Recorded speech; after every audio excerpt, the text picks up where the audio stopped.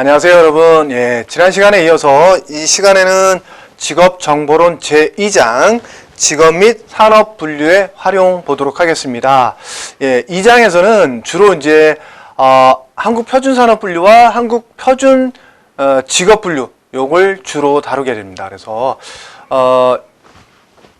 제가 이제 지난 시간에 말씀드렸던 것 중에서 한국 표준 직업 분류가 있고, 그 다음에 한국 표준 산업 분류라는 게 있어요. 이거는 국제 표준 직업 분류에 의해서 한국에서도 거의 그대로 쓰는 거고, 한국 표준 산업 분류는 국제 표준 산업 분류에 의한 것을 한국에 맞춰 또 그대로 쓰고 있는 겁니다. 말 그대로 각국의 이제 산업이 어떻게 구분되어 있으면 우리도 거기 구분에 맞춰서 산업 분류하고, 또 직업이 분류된 기준에 의해서 우리도 그대로 직업을 분류한다라는 거예요. 그래서 이제 근데 한국 표준 직업 분류가 이제 국제 표준 직업 분류를 따르다 보니까 이게 한국 현실에서 맞지 않아서 따로 하나 우리가 더 만들어서 쓰는 게 있는 거죠. 한국 고용 직업 분류. 이것과 한국 표준 직업 분류는 어떻게 다른지 이 시간을 통해서 또 조금 더 알아보실 수 있을 것 같습니다. 이 장을 통해서. 자.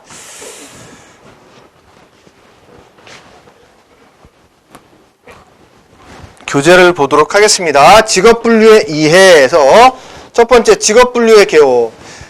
직업 분류 개념과 목적에서 직업 분류는 생산적인 활동에 종사하는 개별 근로자들에 의하여 수행되는 각종 직무를 그 수행되는 일의 형태에 따라 체계적으로 분류한 것이다. 직업 분류라는 건 어떠한 일을 하는데 그 하는 일의 형태에 따라 체계적으로 분류한 것이다. 그게 직업 분류다. 직업 분류의 목적은 직업 관련 통계를 작성하는 모든 기관이 통일적으로 직업 분류를 사용하도록 하여 인력 양성, 국제적인 인력 이동 및 고용 등에 관련된 특별한 정책 결정과 행동 지향 활동, 국내외적인 직업 연구에 유용하게 활용될 수 있는 직업 관련 자료를 생산하는 것이다. 그래서 직업 분류의 목적은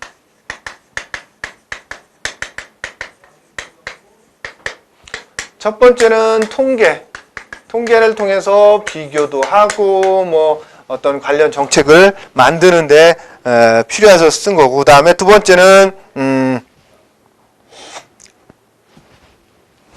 이를 통해서 이제 정책에 활용하겠다는 거죠. 이게 직업 분류의 목적이다. 자, 직업 및 직무에서 직업 분야에서 쓰이는 용어들입니다. 직업에 있어서 가장 작은 건 동작이다. 모션이죠. 모션.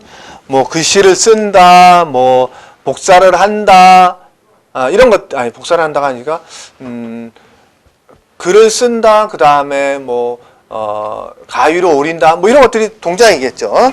그 다음에 작업 요소는 이런 동작들이 모여서 하나의 작업 요소가 되는 거죠.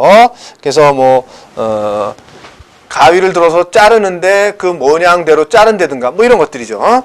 그 다음에 작업은 말 그대로 그로 인해서 뭐 하나의 일을 완성해내는 거죠.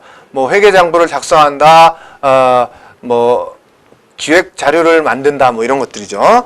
그 다음에 직위는 이제 포지션이라 해서 그 사람의 위치를 얘기하는 거예요. 사원, 대리, 과장 뭐 이런 것들이고요. 그 다음에 직무, 잡이죠. 다른 직무와 구별되는 주요한 일 또는 특징적인 일을 수행 측면에서 볼 때 동일하다고 인정되는 직위의 일군으로 작업자가 수행하는 임무와 일이 직무를 구성한다. 그래서 특별하게 이제 어떠한 뭐 예를 들어서 채용이라는 직무다 그러면 채용 인원을 결정하고 채용 방법을 선택하고 등등등등 해서 사람을 뽑는 이런 것들을 직무라고 부를 수 있습니다. 그 다음에 직업. 그래서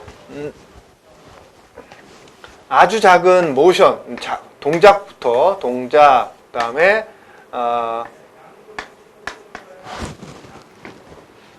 작업 요소, 그다음에 작업, 그다음에 직위, 뭐 이런 식으로 올라가는데 직무와 직업은 한 직업 밑에 여러 개의 직무가 있을 수도 있어요. 직무 1, 직무 2, 직무 3 이런 식으로 될 수 있어서 직무가 직업보다는 살짝은 하위 개념입니다. 네. 그래서 직업은 오쿠페이션, 하나의 사업장 이상에서 발견되며 한 사람 이상의 작업자에 수행되는 공통된 직무들의 묶음이다. 네. 직무들의 묶음이라는 거죠. 그 다음에 직종은 예를 들어서 이제 인사, 노무직, 뭐 예를 들어 격리직 이런 식으로 있다. 그럼 이제 직종은 이제 사무 직종이 되는 거죠.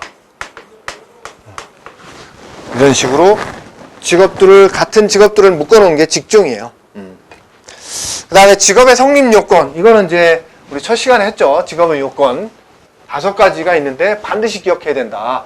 직업의 요건. 그죠?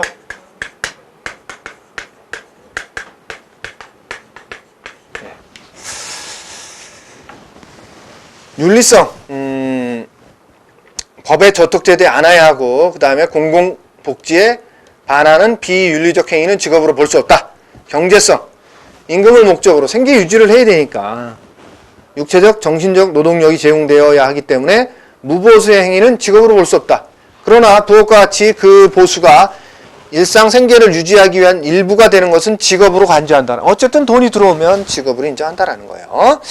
그 다음에 계속성, 일시적이거나 혹은 한 번에 하고 마는 거, 이것이 아니라 계속적으로 해야 되는 지속성을 갖춰야 된다는 거죠. 그래서 계속성은 여기 나오는 것처럼 매일, 매주, 매월 등 주기적으로 행하는 거. 매일, 매주, 매월. 주기적으로. 두 번째는 계절적으로 행해지는 것도 계속성으로 봐요. 그 다음에 세 번째는 명확한 주기는 없으나 계속적으로 행해지는 것. 명확한 주기는 없어요.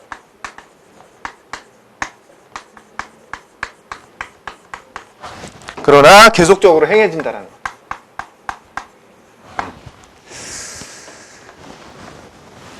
그래서 어쨌든 내가 이 달에는 한 번 하고 다음 달에는 2번 하고 그 다음 달에 한 번 하고 이런 식으로 해도 어쨌든 계속 하고 있잖아요. 예, 계속성을 띄우면 계속성으로 인정받는다라는 거죠. 자, 51페이지 하단에 나와 있는 것처럼 포커스에 하단에 있는 것처럼 위의 요건들이 충족된다고 하더라도 직업으로 간주할 수 없는 경우가 있다. 직업으로 인정받지 않는 경우가 있다라는 거죠. 예, 이것 좀 중요합니다. 가끔씩 시험으로 나와요. 직업으로 인정받지 못하는 경우. 첫 번째는 자산 수입에 의존하는 경우예요.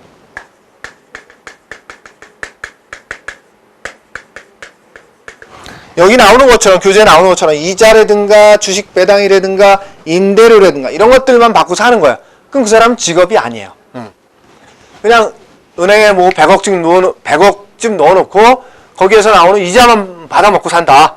혹은 100억짜리 건물을 갖고 있는데 거기에서 나오는 임대료만 가지고 먹고 산다. 그럼 그 사람 직업이 없는 거예요. 예. 물론 임대 건물 자체를 지어놓고 임대사업자로 등록하고 받는다. 그럼 임대사업자예요. 그 사람 직업이 있는 거예요.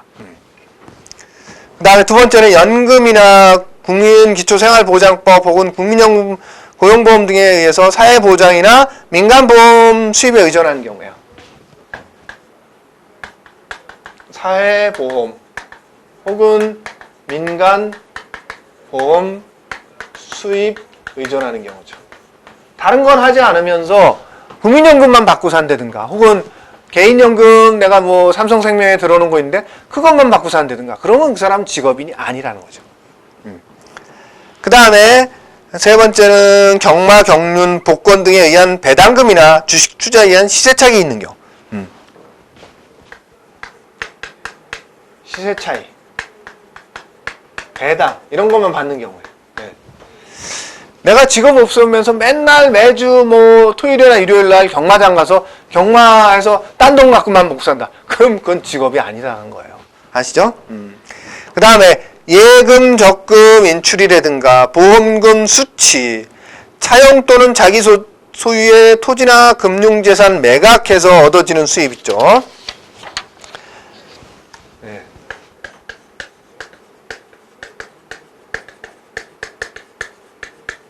쉽게 얘기해서 아버지한테 내가 뭐 경기도에 뭐 어느 군에 뭐 한 10만 평의 땅을 유산으로 받았다. 매년 뭐 5천 평씩 팔아가지고 그거 갖고 먹고 산다 이거죠. 그러면 그 직업이 아니다라는 거죠. 이해되시죠? 혹은 뭐 똑같은 얘기야. 한 100억쯤 은행에 넣어놓고 이자 포함해서 1년에 1억씩 찾아서 쓴다. 네. 그것도 직업이 아니라는 거죠. 그 다음에 자기 집에 가사활동에 전념하는 경우.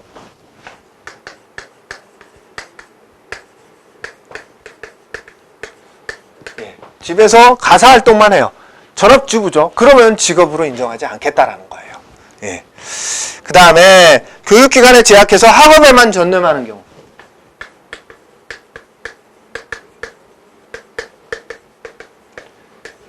이 사람은 직업이 아니지만 예를 들어서 이 사람이 알바를 해서 일주일에 뭐 주에 15시간씩 일한다. 이러면 이 사람은 그 알바가 갖는 그 직업이 있는 거예요. 예를 들어서 편의점에서 판매직을 한다. 그럼 판매 사원이 되는 거예요. 근데 이제 학업에만 전념했을 때는 직업으로 보지 않겠다라는 거죠. 그 다음에 시민 봉사활동 등에 의한 무급 봉사적인 일에 종사. 무급 봉사활동. 이것도 직업으로 보지 않는다. 그냥 단순히 그냥 무급 봉사, 자원봉사자예요, 그냥. 네. 그 다음에 의무로 복무중인 사병, 단기 부사관, 장교와 같은 경우. 의무, 복무, 군인을 얘기하는 거예요. 예. 뭐 예를 들어서 내가 직업군인으로 갔는데 의무 복무하는 기간이 있고 직업군인으로 사는 기간이 있어요. 그죠? 하사관이든 소위든 뭐 이런 식으로. 그러면 의무 복무하는 기간은 그거는 직업이 아니에요. 근데 그거 끝나고 이제 직업군으로 들어갔다. 그때부터는 이제 군인 자체가 직업이에요. 아시겠죠? 물론 일반 사병 같은 경우는 군대 가 있는 동안에 직업을 군인으로 적지 않습니다. 절대로. 그 다음에 사회복지시설의 수용자의 시설 내 경제활동.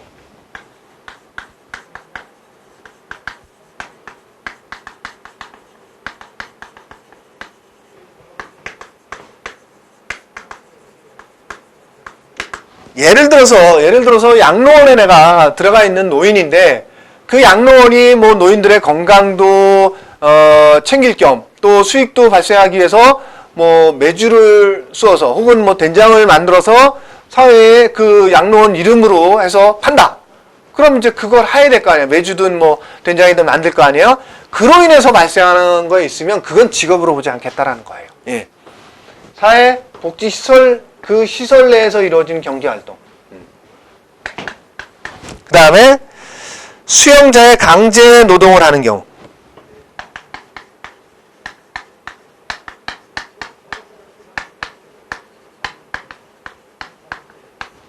예, 여러분들 벌금을 강제 노역으로 대신하는데 한번 뭐 황제 노역 뭐 논란이 벌어졌던 대기업까지는 아니더라도 기업의 회장님 얘기에 한번 나왔던 적 있죠.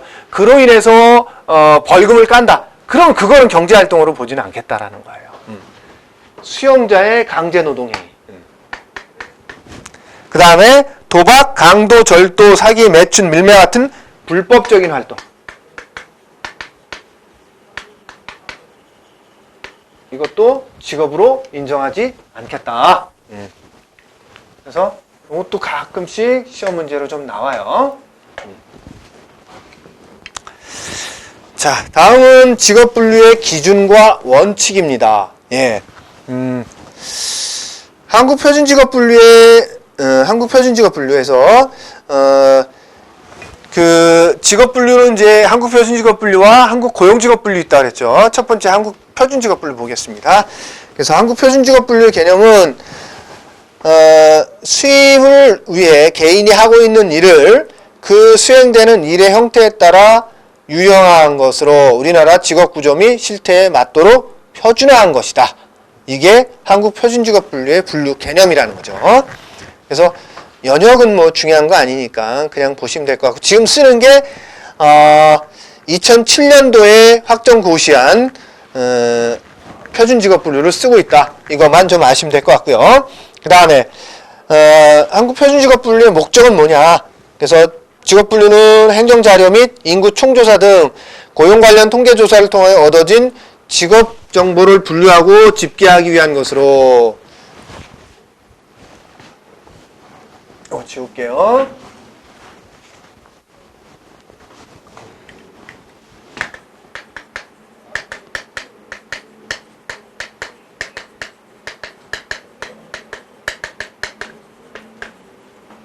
첫 번째는 통계적인 목적이 있다라는 거죠. 통계를 위해서. 네. 그래서 통계조사를 통해서 얻어진 직업 정보를 분류하고 집계하기 위한 것으로 직업 관련 통계를 작성하는 모든 기관이 통일적으로 사용하여 통계 자료의 일관성과 비교성을 확보한다. 일관성, 비교성을 확보한다. 두 번째는 이를 통해서 각종 직업 정보에 관한 국내 통계를 국제적으로 비교하여 이용할 수 있도록 하기 위해서 ILO의 국제표준직업분류를 근거로 설정하고 있고, 이러한 통계는 각종 장, 단기, 인력수급, 정책 수립과 직업 연구를 위한 기초자료로 사용된다.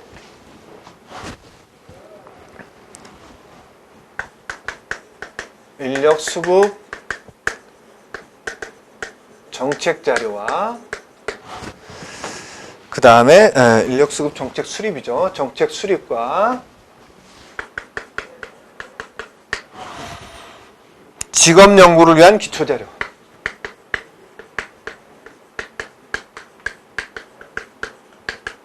그런데 사용하기 위해서 뭐한다? 한국 표준 직업 분류를 통해서 그런 것들을 한다, 이런 거죠. 그래서 두 번째 나와 있는 인력수급 정책 수립이나 직업 연구 기초 자료에는 어떤 것들이 구체적으로 들어가느냐. 그래서 각종 사회 경제 통계 조사의 직업 단위 기준. 예. 사회적으로나 경제 통계적으로 직업을 이 직업에 몇 명, 또 얼마나 늘었고 얼마나 줄었고 뭐 이런 것들을 하기 위한 기준이 된다라는 거죠. 그다음에 취업 알선을 위한 구인 구직 안내 기준, 직종별 급여 및 수당 지급 결정 기준이 되기도 하고, 직종별 특정 질병의 이환율, 사망률과 생명표 작성 기준이 되기도 한다. 이환율이라는 거는 그 발병률이라고 볼 수도 있고, 예, 그렇습니다. 그 다음에 산재보험, 생명보험률 또는 산재보상액, 교통사고 보상액 등의 결정 기준으로도 쓰인다. 예. 직업이 분류되어 있어요. 예를 들어서 의사라는 직업과 뭐 생산직이라는 직업이 분류되어 있어야 죽었을 때 의사에게는 평균 뭐 의사가 벌어들이는 수입이 얼마니까 이 사람에겐 보상액이 뭐 10억이다. 이 사람은 예를 들어서 이걸 다 해봤더니 뭐 5억이다. 이런 식으로 지급해 줄 수 있죠. 그게 뭐에 따라서 구분이 되는 거다? 직업을 분류해 놨기 때문에 가능하다라는 얘기예요. 아시겠죠? 다음은 직업 대분류와 직능 수준입니다. 그래서 이 시간에는 여기까지 좀 다루도록 하는데요. 한국 표준직업분류는 대분류 기준이고 1번 관리직, 2번 전문가 및 관련 종사자, 3번 사무 종사자, 이런 식으로 대분류가 분류돼 있어요.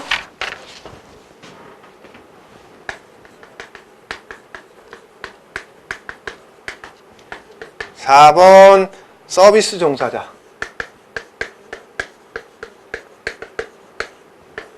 5번 판매 종사자, 6번 농림, 어업, 숙련 종사자, 7번 기능원 및 관련 기능 종사자, 8번은 장치 기계 조작, 9번 단순 노무 종사자. 그 다음에 A가 군인이에요. 네. 이런 식으로 대분류가 분류되어 있다라는 거죠. 근데 이제 이게 직능 수준하고도 분류되어 있다. 그래서 직능 수준이라는 거는 얼마나 교육을 받았느냐에 따라 달라져요. 그래서 제1 직능 수준은 53페이지에 나와 있는 것들은 직능 수준부터 먼저 볼게요. 그럼요. 직능 수준이라는 건 제1 직능 수준은 초등학교를 졸업한 정도. 그래서 일반적으로 단순하고 반복적이며 때로는 육체적인 힘을 요하는 과업을 수행한다 해서 맨 그 제1 직능 수준 아래쪽에 보면 제1 직능 수준의 일부 직업에서는 초등학교 교육이나 기초적인 교육 수준을 필요로 한다. 그래서 제1 직능 수준은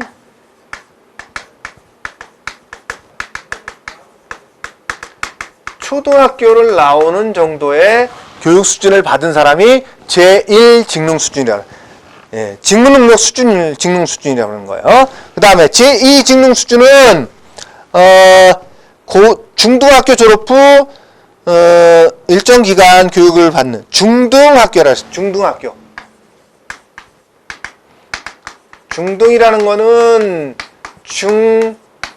고등학교를 중등학교라고 부릅니다. 그 다음에 제3 직능 수준은 전문대 정도라고 보시면 될 것 같아요. 그래서 중등교육을 마치고 1, 3년 정도의 추가적인 교육이라고 했으니까 중등교육 플러스 1에서 3년의 추가교육.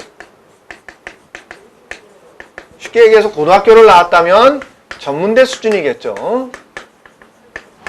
그 다음에 제4 직능 수준은 학사 이상입니다.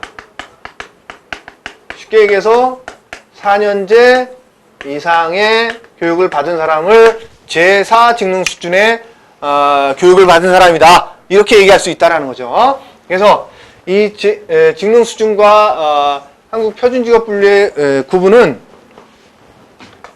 요 제1 직능 수준은 9번 단순 노무 종사자는 그냥 초등학교만 나와도 가능하다 이 얘기고, 그래서 이거를 다시 이쪽으로 써보면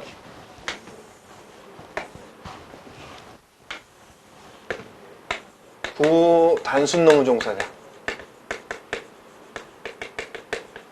그래서 단순 노무 종사자, 그러니까 초등학교 나온 사람이면 그냥 단순 노무 하는 데는 아무런 지장이 없다 이렇게 이해하시면 될 것 같고요. 그 다음에 제2 직능 수준은 여기서 나왔던 3번부터 8번에 해당하는 요 사람들은 중등학교, 중학교 혹은 고등학교, 뭐 고등학교 정도라고 볼게요. 그냥 3에서 8번에 해당하는 대분류.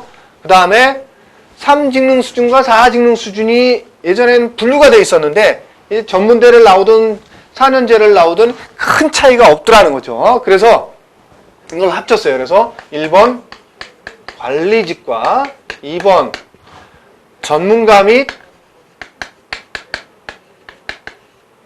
관련 종사자. 요게 제3 직능 수준과 제4 직능 수준을 같이 경할 수 있다는 거죠. 그래서 사실 이런 식으로 우리나라에서는 잘 구분 안 한다고 말씀드렸죠. 한국 표준직업분류. 그래서 어떤 식으로 간다? 한국 고용직업분류에서 하는데 어쨌든 이 분류에서 본다면 이렇게 구분이 된다는 거죠. 10가지 대분류 수준으로. 근데 어쨌든 군인이 빠졌네요. 군인은 직능 수준과 무관합니다. 그래서 제1직능 수준을 나왔던 제4직능 수준을 나왔던 군인을 하는 데는 전혀 지장이 없다. 그래서 군인은 직능 수준과 무관하고 여기 나와 있는 것처럼 제1직능 수준을 나온 사람들은 단순 노무 종사자 9번. 그래서 요 교육 수준까지 좀 알아두세요. 제1직능 수준, 그 다음에 교육 수준, 그 다음에 한국 표준 직업 분류 대분류.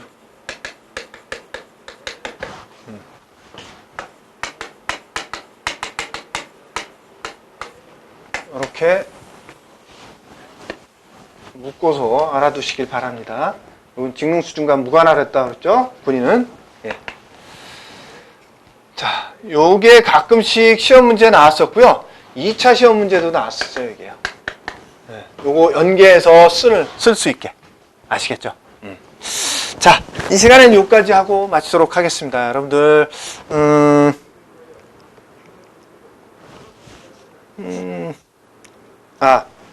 그거까지 볼게요. 54페이지에 보면, 직능 수준과 이제 그 한국 표준 직업 분류와의 연계까지 나와 있는데, 그 밑에 있는 ISCD라고 해서 국제 표준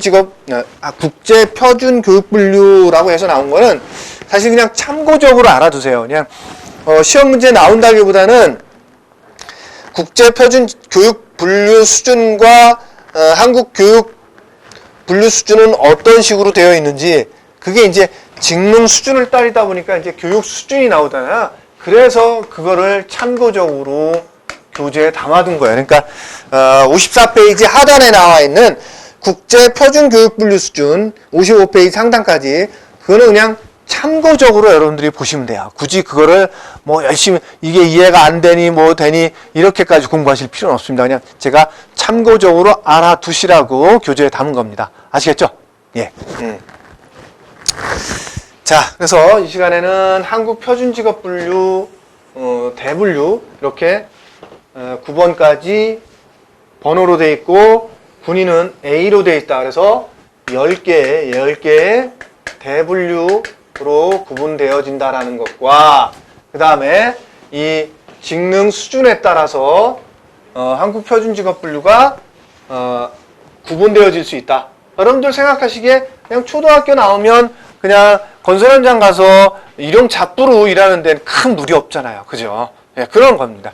그렇게 이해하시면 될 것 같아요. 그 다음에 중고등학교, 고등학교 나왔는데 뭐 여기서 나오는 사무 종사자라든가 서비스 종사자라든가 판매 종사자라든가 농사 짓는 데든가 기농원으로 산다든가 장치 관련 일을 한다든가 이런 거는 중고등학교만 나와도 충분히 가능하죠? 네, 그래서 그렇게 묶어진 거고요. 그 다음에 관리직과 전문가 및 관련 종사자는 최소한 전문대 이상은 나와야 그런 일들이 가능하다. 그래서 그렇게 연계돼서 묶어놓은 거라는 거죠.